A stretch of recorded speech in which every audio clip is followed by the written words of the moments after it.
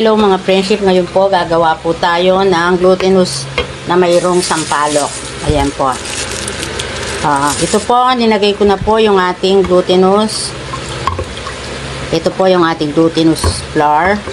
And then linagyan ko po siya ng unang kakang gata at pangalawang kakang gata. Ayan po. Hindi man po mahirap ito mga friendship. Para pambagong panlasa po. Ayan po. Ayan po yung aking recipe gagawin. Ayan po mga friendship. Ayan. Sasalang ko na po nito. Ito ay glutinous flour. Unang kakang gata. At pangalawang kakang gata. 1 cup kakang gata at 1 cup na pangalawang kakang gata. At saka 1 cup na tubig. Ayan. Yan, lalagay po natin yung ating sampalok, mga friendship. Alam mo, mas masarap po ito, mga friendship, kung ang ilalagay po natin yung sampalok na tama rin. Yung pong tawag po sa Kapampangan nun ay milmal. Yung pong mga sampalok na inog na bilog, nakabilog po siya ng ganyan. Hindi ko po alam kung ano sa Tagalog yon. Tapos, nakabilog-bilog po siya ng ganyan, nasa plastic. Pwede po siyang panluto sa isda. Ang tawag po sa Kapampangan nun ay milmal. Ito po mga friendship, yung substitute na lang na ginawa ko, yung candy sampalok na lang. Ganito na lang yung substitute na ginawa ko mga friendship. Matry ko kung masarap. Ayan mga friendship. Tapos, mga friendship, lulutuin lang po natin.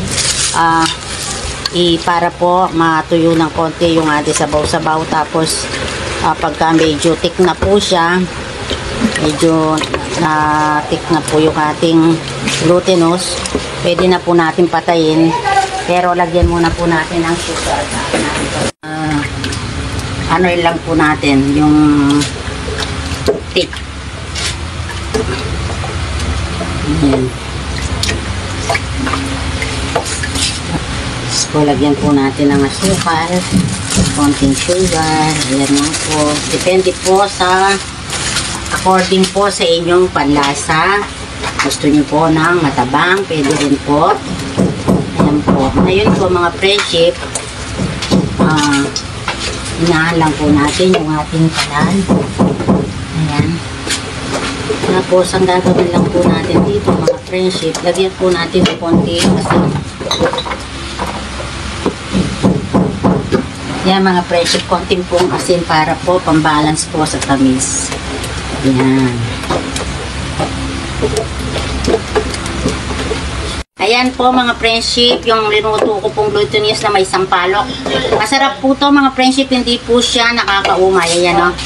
Matamis-tamis po na parang sweet and sour po yung lasa niya. Masarap po siya. Subukan nyo pong gawin ito mga friendship.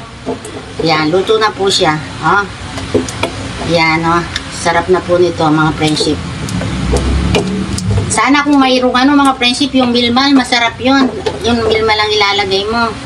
Pero okay naman po yung linagay kong substitute na candy sampalok kasi umasim naman po siya. Ayan mga friendship, umasim po siya. O. Yan na po mga friendship, luto na po. Have a blessed day everyone.